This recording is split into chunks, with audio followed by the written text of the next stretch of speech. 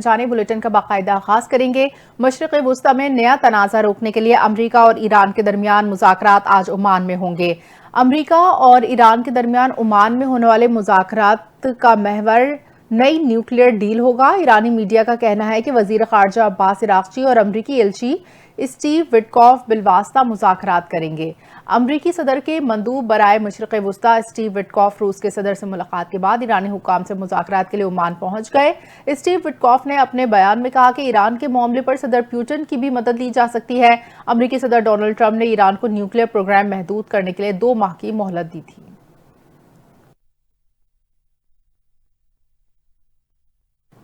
सदर मुमलिकत आसिफ जरदारी को अस्पताल से डिस्चार्ज कर दिया गया। डॉक्टर आसिम हुसैन का कहा कि डॉक्टर सदर आसिफ जरदारी के इन्फेक्शन का इलाज कर रहे हैं। इनकी फिजियोथेरेपी भी हो रही है। डॉक्टर आसिम हुसैन ने कहा कि आसिफ जरदारी का कोरोना टेस्ट मंफी आ गया है।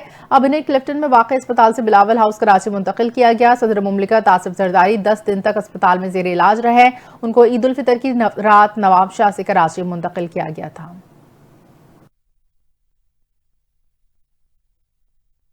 वज़ीर आला पंजाब मरियम नवाज तुर्की के दौरे पर अंतालिया पहुंच गई। अंतालिया के डिप्टी गवर्नर ने इस्तकबाल किया। मरियम नवाज ने अंतालिया में बैनुल अक़वामी तक़रीब में शिरकत की। तुर्की के सदर ने कॉन्फ्रेंस में शरीक मेहमानों का खैर मकदम किया। वज़ीर आला पंजाब मरियम नवाज डिप्लोमेसी कॉन्फ्रेंस से खिताब करेंगी। पंजाब की सीनियर वज़ीर मरियम औरंगज़ेब भी वज़ीर आला पंजाब के हमरा है। डिप्लोमेसी कॉन्फ्रेंस का उन्वान तक़सीम दुनिया में मुस्तक़बिल की तामीर, तालीम तब्दीली लाने की एक ताकत रखा गया है।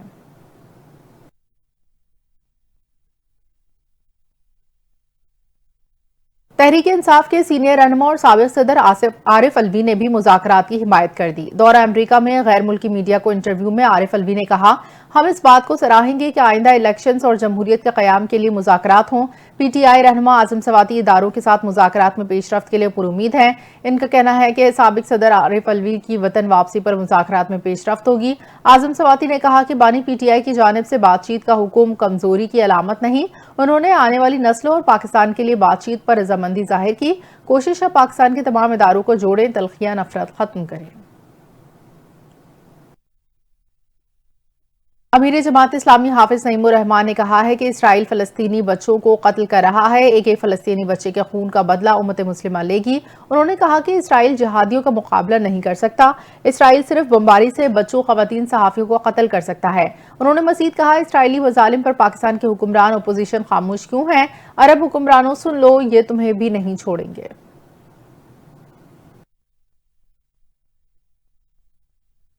इस्लामाबाद के मुख्तलिफ सेक्टर्स में तजावुजात माफिया का राज बढ़ता जा रहा है। G10 समेत मुतादिद इलाकों में CDA एहलकारों की मुबैना मिलीभगत से सड़कों, फुटपाथों पर कब्जे आम हो चुके हैं।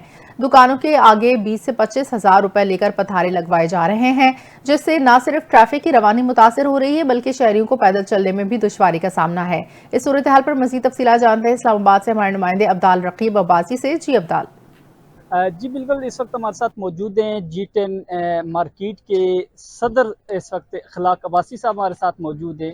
इनसे जानते हैं कि ये जो तजावज़ात के बारे में क्या कहते हैं। अस्सलाम वालेकुम। तजावज़ात के हवाले से क्योंकि पिछले दिनों से काफ़ी सूरत हाल पूरे इस्लामाबाद में अफरा तफरी का आलम है, तो हमने अंजमन ताजरान G10 मरकज़ ने डायरेक्टर DMA मैडम अनम से मुलाकात की वफद की सूरत में, और हमने उन्हें ये बताया कि CDA बाईलाज के मुताबिक जब आप कमर्शियल सेंटर के जो CDA के बाईलाज हैं उसमें जाते हैं, तो वहाँ किसी भी कमर्शियल सेंटर के अंदर, किसी मार्केट के अंदर ना तो वो किसी को रेडी अलाट कर सकते हैं, ना कोई कैबन दे सकते हैं, ना कोई चीज़ और इस तरह की दे सकते हैं, लाइसेंस नहीं जारी कर सकते।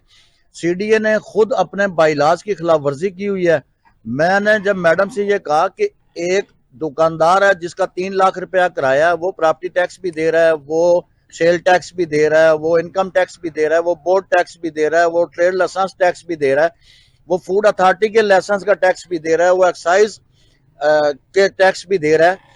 तो जब ये इतने सारे टैक्स दे के आप उसके फ्रंट को अपने इंक्रोचर को के हवाले कर देंगे और आप हमें ये कहेंगे कि जी आप इंक्रोचमेंट खत्म कर दें, तो मैं कैसे अपने ताजर को कह सकता हूं कि आप अपनी इंक्रोचमेंट खत्म करें? सबसे पहले CDA अपनी इंक्रोचमेंट खत्म करे। CDA का जो इंक्रोचर है उसने मार्केट की पार्किंग पे कब्जा किया हुआ है, कुर्सियां लग जाती हैं, सारे मामलात होते हैं।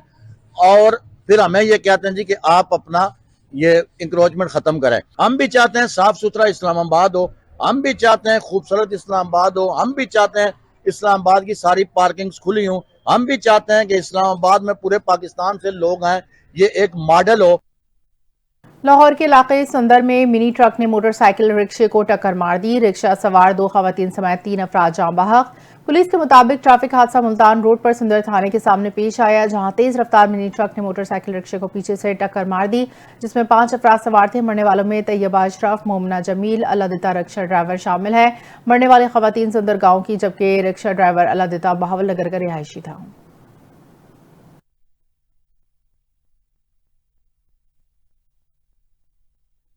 अमरीकी सदर ट्रंप ने हजारों अफगान शहरियों की आर्जी पनाहगुजीन की हैसियत खत्म कर दी। गैर मुल्की मीडिया रिपोर्ट्स के मुताबिक अमरीकी सदर डोनाल्ड ट्रंप इंतजामी के फैसले से 14,600 अफगानी मुतासर होंगे। आर्जी तौर पर महफूज हैसियत के अहल अफगानी मई में इससे महरूम हो जाएंगे। कैमरून के 7,900 बाशिंदों की भी खुसूसी हैसियत जून में खत्म करने का ऐलान। याद रहे, व्हाइट हाउस का कहना है चीन पर आयद 145% टैरिफ की शरह बरकरार है। ट्रंप ने वाजे कर दिया वो चीन के साथ मुआहदे के लिए तैयार हैं।